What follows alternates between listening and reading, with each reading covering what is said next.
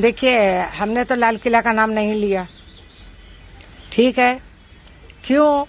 क्या हमने तो बहादुर शाह जफर का घर मांगा। सुप्रीम कोर्ट पे मैं बहुत उम्मीद लगाई थी कि मुझको वहां से इंसाफ मिलेगा, लेकिन आज वो भी उम्मीद खत्म हो गया। अब मैं कहाँ जाऊं?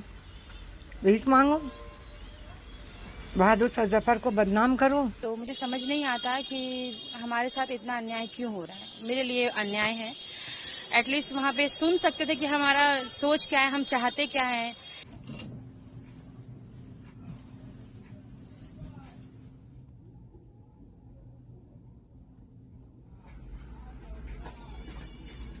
में आपने याचिका लगाई थी, जो याचिका खारिज हो गई।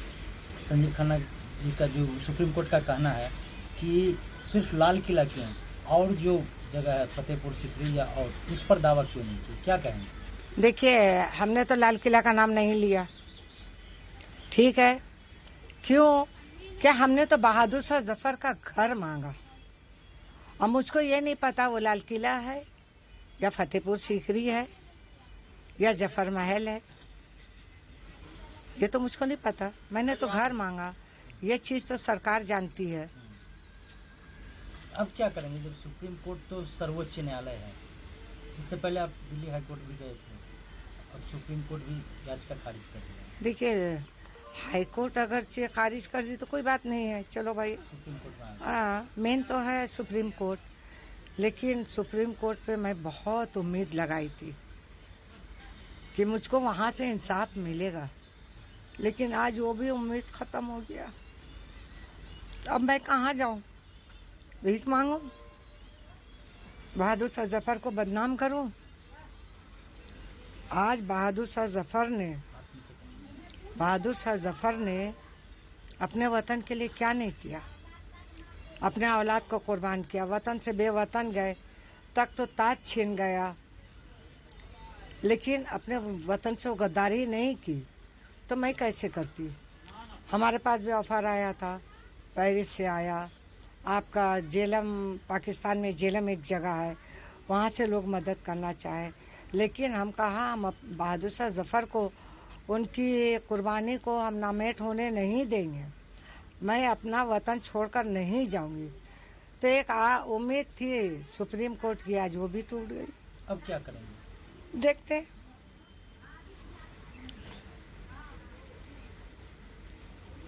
केंद्र सरकार से कुछ डिमांड करेंगे आप? देखते हैं, फिर कोई रास्ता निकालेंगे। अब कितना मायूसी? अभी तो फिलहाल मैं टूट गई एकदम।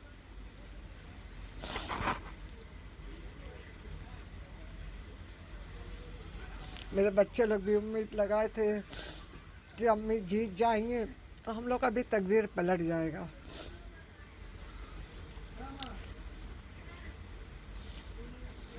बहुत अफसोस है कि बहादुर शाह के ऊपर नजर हमने बेकार डाला, और वो भी अपने वतन से बेकार मोहब्बत किए। या जिसकी सजा आज गद्दार लोग को देखिए, सब ऊंची उड़ान भर रहे, ठाट से घूम रहे, महल है, सब कुछ है। आज ये बहादुर शाह ने वफादारी की तो आज उनका खानदान दर बदर की ठोकर खा रहे। उनकी आवाज को कोई सुनने वाला नहीं है। मैंने हर एक से मदद लेने के लिए मैंने इसलिए इनकार किया कि मुझे सुप्रीम कोर्ट पे उम्मीद थी कि यहाँ से मुझे मिल जाएगा, तो फिर क्या ज़रूरत पब्लिक से लेने के लिए। लेकिन अगर कहीं से कोई उम्मीद नहीं होगी तो आखिर में देखते मैं पब्लिक का सहारा लूंगी। वो हमारे रेड फोर्ट के क्लेम के लिए, मतलब क्लेम देखिए वैसे तो मिलने वाला तो है नहीं लाल किला, लेकिन हमारी ऐसी स्थिति है, हम लोग उस खानदान से बिलोंग करते हैं, इसलिए हमें बस उसकी रॉयल्टी या ऐसा कुछ कि हमारे परिवार का जीना आसान हो सके, इसके लिए हम लोगों ने उसमें प्ली डाली थी। लेकिन आज वो रिजेक्ट हो गई। इससे पहले भी हाई कोर्ट में वो 2 बार रिजेक्ट हो चुकी है, तो आज सुप्रीम कोर्ट ने उसे रिजेक्ट कर दिया है। तो मुझे समझ नहीं आता कि हमारे साथ इतना अन्याय क्यों हो रहा है। मेरे लिए अन्याय है, क्योंकि हमारे दरख्वास्त को ठीक से सुना भी नहीं गया है अभी तक। एटलीस्ट वहाँ पे सुन सकते थे कि हमारा सोच क्या है, हम चाहते क्या है। इससे पहले भी जैसे बहादुर शाह जफर के बारे में आप सभी जानते हैं, उन्होंने देश के लिए बहुत कुर्बानियां दी हैं। उनके बच्चों को काटा गया है सबके, मतलब उनके आंखों के सामने। उन्हें इस देश से बाहर निकाल दिया गया, वो मरते दम तक वापस नहीं आ सके। इतनी कुर्बानियां देने के बाद भी, वो भी देश के लिए उन्होंने कुर्बानियां दी थी। अगर वो चाहते तो अंग्रेजों से हाथ मिलाकर आराम से रह सकते थे। जैसे आज बहुत सा राजघराना है जिन्होंने अंग्रेजों के सामने अपने घुटने टेक दिए, तो वो आज आराम से रह रहे हैं। लेकिन हमने देश के प्रति वफादार रहने का ये सिला पाया है कि हमारे लिए सुनवाई तक नहीं हो रही है। सरकार भी हमारे तरफ ध्यान नहीं दे रही है। इससे पहले भी मेरे नाना बेदार बख्त, उन्होंने कई बार सरकार को लिखा है चिट्ठी वगैरह कि हमारे ऊपर ध्यान दिया जाए, पर उनकी चिट्ठी को भी हमेशा ही अनदेखा कर दिया गया है।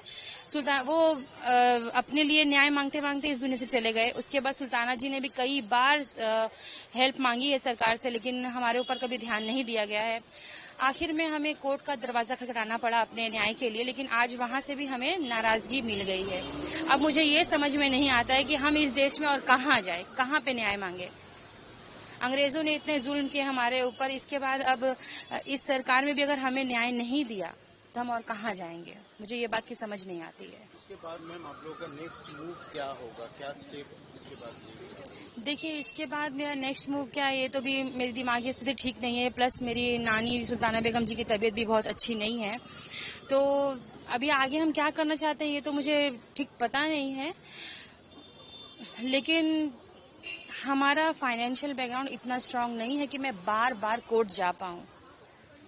मैं इस सरकार से भी अपील करूंगी कि हमारे परिवार की तरफ प्लीज ध्यान दें, क्योंकि आज भी हमारे भारत में मुगलों के ही बनाए हुए इमारतों से कई लाख करोड़ों में रेवेन्यू आती है। उसके बावजूद भी आज उन्हीं के वंशज जिन्हें पास अपना घर नहीं है, एक झोपड़ी में रहने के लिए मजबूर है। तो ये शर्म की बात है, ये बहुत ही शर्म की बात है। फिलहाल लड़ाई तो जो है वो जारी रहेगी, अब कहाँ तक हम जाएंगे हमको पता नहीं है। फिर भी हम सरकार से, इस देश के सरकार से, न्यायपालिका से गुजारिश करूंगी कि हमारे लिए कुछ करें, हमारे ऊपर ध्यान दें। आपका नाम और आप किस फैमिली से? मेरा नाम रोशन आरा है, मैं सुल्ताना बेगम जी की नवासी हूँ। हम मुगल डिसेंडेंट है, डायरेक्ट डिसेंडेंट है। वैसे बहुत से लोगों को आज ये शक भी होता है कि हम असली नहीं है, हम मुंह उठाकर चले गए, लेकिन ऐसा कुछ भी नहीं है। हमारे पास काफी दस्तावेज है जिन्हें पढ़ते पढ़ते आपको शायद 2-3 दिन लग जाए, लेकिन ये बहुत ही शर्म की बात है कि जो लोग इस चीज पर उंगली उठा रहे हैं। लेकिन हमें केंद्र सरकार ही सुल्ताना जी को नाम मात्र की पेंशन देती है, जिससे उनका गुजारा होना पॉसिबल नहीं है। तो हम मुगल के ही डिसेंडेंट हैं और उम्मीद करते हैं कि सरकार इसके ऊपर ध्यान देगी।